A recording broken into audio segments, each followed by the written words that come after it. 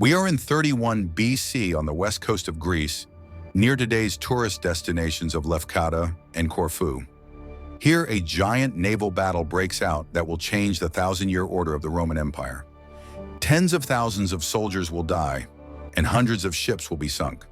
And so ends one of the most famous stories in history, the story of the Egyptian queen Cleopatra and her relationship with two Roman generals. Cleopatra was an Egyptian pharaoh, ruler of an extremely wealthy empire, which was not yet part of the Roman Empire. She was beautiful, she spoke 9 languages, and she usually achieved what she set her mind to. When she was 19, she bewitched the 30-year-old Roman ruler, Julius Caesar. She gave birth to his son Caesarion, and when Caesar became the sole ruler of the empire after the victorious civil war, she came to Rome to see him, where her lover had her admired as an oriental goddess. Of course, this was frowned upon by many powerful Romans.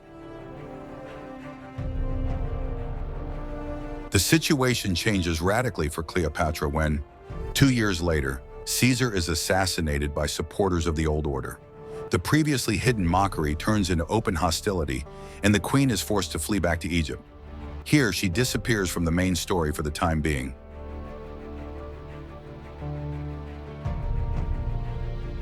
Meanwhile, a struggle for Caesar's succession breaks out in the empire. 2 men emerge as the strongest: Caesar's adopted son Octavian, later called Augustus, and 20 years older, Mark Antony, Caesar's most loyal friend and military leader, who has gone through all the wars with him. The two conclude a truce for the time being and agree to divide the rule of the Roman Empire. The West, including Rome itself, will go to Octavian, and the rich east of the empire will go to Mark Antony. He will immediately begin to deal with the situation in the east. Whether he likes it or not, he will have to cross the path of the ruler of the richest eastern kingdom of Egypt. So we have Cleopatra back on the scene. Originally, Mark Antony treats the meeting with Cleopatra as a classic business meeting. He needs her help in his campaign against the Parthians. But Cleopatra leaves nothing to chance, and she arrives at the meeting in southern Turkey in grand style, on a ship made of gold and dressed as the goddess of love, Venus. And just like Caesar years before, she completely bewitches Mark Antony. She is 28, he is 42, and they become lovers. Mark Antony spends the entire winter in Egypt, and the next year they have twins. In the end, however, Antony must return to Rome, whether he likes it or not, to mend his deteriorating relations with Octavian. Octavian has a diplomatic solution. He offers his rival his own sister in marriage. Mark Antony cannot refuse. He moves to Athens with his new wife, they have 2 children together, and forgets about Cleopatra for several years. Only when the long-planned campaign against the Parthians is about to begin does he take it on the way through Egypt. And there Mark Antony goes completely crazy about Cleopatra again. He moves to Alexandria, Egypt, a breathtaking city in whose harbor stands one of the wonders of the world at the time, a giant lighthouse on the island of Pharaoh. Marcus Antony and Cleopatra live an incredibly extravagant lifestyle here. For example, they dress up as Greek gods at parties, and together they plan the destruction of the eastern part of the Roman Empire. Antony even bequeaths individual eastern provinces to his descendants with Cleopatra, and that may be the last straw. In Rome, Octavian begins to plan his revenge. He has more than enough reasons. His sister has been disgraced. His co-ruler is hanging out with an Eastern seductress, who in Rome is nicknamed a witch. And worst of all, the Roman Empire is in real danger of collapse. It is not too difficult to convince the Senate and public opinion that war should be declared against Cleopatra and Mark Antony. And so it is the year 31 BC, and a decisive battle is approaching. Marcus Antonius is not in a good position. He has lost a major campaign against the Parthians before. Public opinion is not very favorable to him, and desertions are increasing in his army. Nevertheless, he manages to gather an army of 300 ships and 20,000 men on the western coast of Greece in the bay near the city of Actium. However, his goal is to fight a battle on land, where he has much more experience. Octavian has an army of approximately the same size, and he wants to avoid a battle on land at all costs.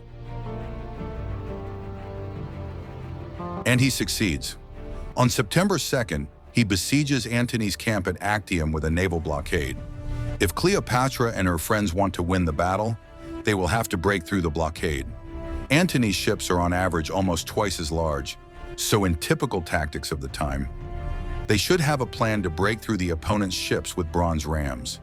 In addition, in the second echelon, Cleopatra's Egyptian fleet lurks, which can finish off the opponent. But when the battle begins, it's the other way around. Octavian's lighter and smaller galleys are much better controlled by rowers, and in addition, his fleet surprises with unconventional elements, by firing harpoons at enemy ships, or by showering the opponent with fiery arrows.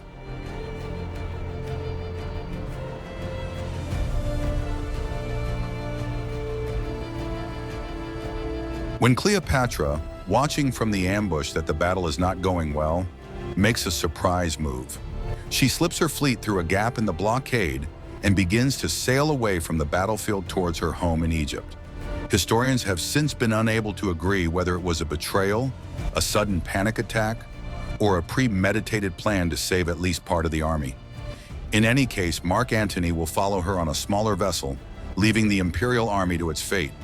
In the next few hours, his fleet will be completely scattered.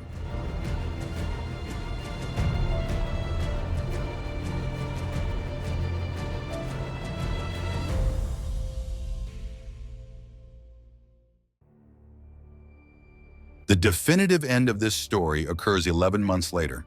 Octavian arrives to conquer Egypt and punish the defeated opponents. According to legend, Cleopatra and her wealth are locked in a previously prepared tomb. Marcus Antonius interprets this as her committing suicide and stabs himself with a sword. Seriously wounded, he is brought to Cleopatra, his fateful love, where he dies in her arms. Cleopatra herself commits suicide 12 days later, after having tried in vain to use her charm on Octavian. According to the same legend, she allows herself to be bitten naked by a highly venomous Egyptian cobra. However, the reality was probably simpler. She drank the cup with one gulp while dressed in her pharaonic robes. Octavian won by a landslide. He became the sole ruler of the Roman Empire. He would call himself Augustus, and he would begin a completely new era.